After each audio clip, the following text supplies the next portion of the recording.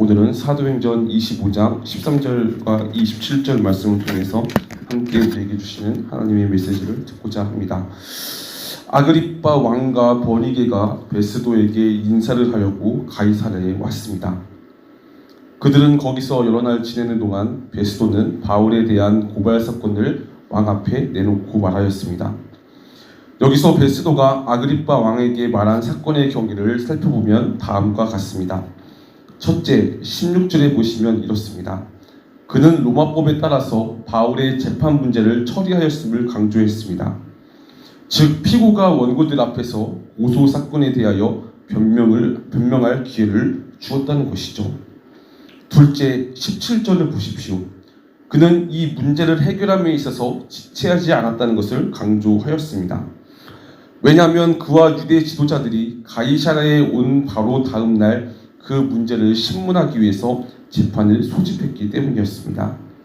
셋째, 18절에서 19절을 보십시오. 재판을 진행하는 가운데 그는 그 고소 문제가 로마법으로 처벌할 수 있는 성격의 문제가 아니라 유대 종교 내에서 메시아에 대한 견해 차이라는 사실을 발견했다고 하고 있습니다. 왜냐하면 유대 종교자들이 제기한 문제들은 그가 짐작했던 것 같은 악행의 사건, 즉 폭동이나 살인 사건이 아니라 자기들의 종교와 또는 예수라 하는 이에 죽은 것을 살았다고 하는 종교적인 문제였기 때문이었습니다. 이렇게 베스도는 아그리빠 왕에게 말하였습니다.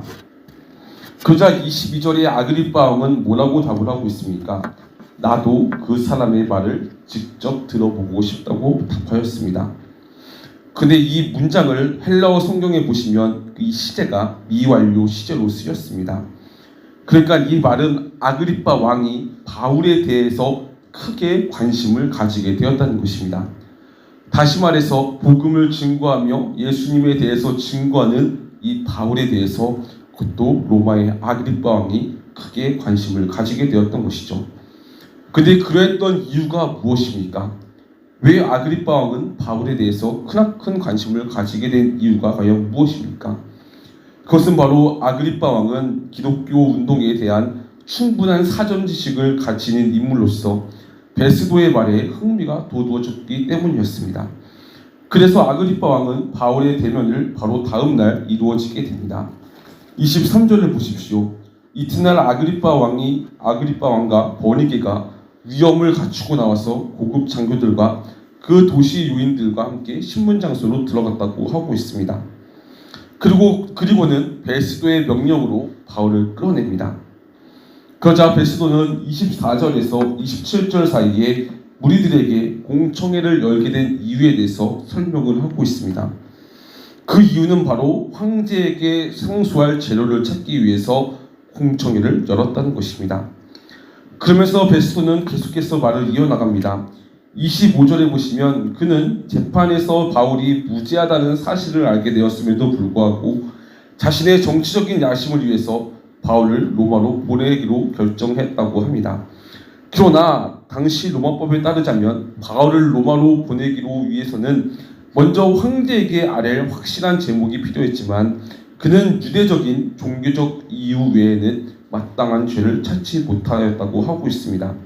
그래서 그는 결국 자신보다 유대인의 종교적 문제에 박식한 아그리빠 왕에게 도움을 청하게 되었고 왕의 요청에 따라서 공청회를 열게 되었다고 한 것이죠.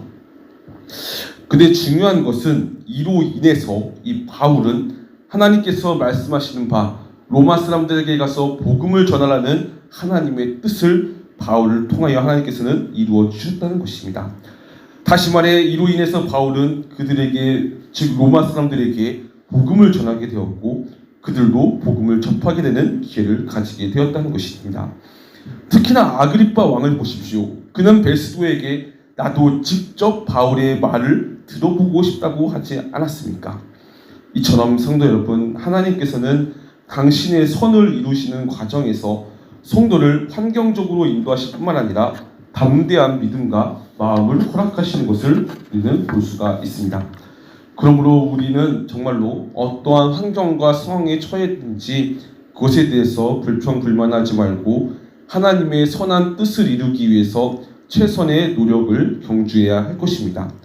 또한 먹든지 마시든지 무슨 일을 하든지 모든 것을 하나님의 영광을 위해서 할 뿐만이 아니라 선한 일을 하다가도 낙심하지도 말아야 할 것이며, 만약에 지쳐서 넘어지지 아니한다면 때가 이를 때에 하나님께서 거두게 하신다는 것을 늘 믿고 기도하면서 날마다 선한 일을 하면서도 낙심하지 말아야 할 것입니다. 정말로 성도 여러분, 하나님은 하나님을 사랑하는 자, 곧 그 뜻대로 부르심을 입은 자들에게는 모든 것을 협력하여 선을 이루시는 분입니다. 따라서 우리는 어떠한 환경 가운데서도 우리의 삶을 통하여 하나님의 계획하심이 있음을 기억하고, 또한 우리의 삶을 통하여 하나님께서 이루고자 하시는 그러한 무궁무진한 계획이 있으심을 바라보면서 현실 속에서, 주어진 환경 속에서 우리에게 닥치는 환난과 어려움뿐만 아니라 기쁨과 즐거움 속에서도 늘 하나님을 기억하면서 삶을 살아가는 우리 모두가 되었으면 좋겠습니다.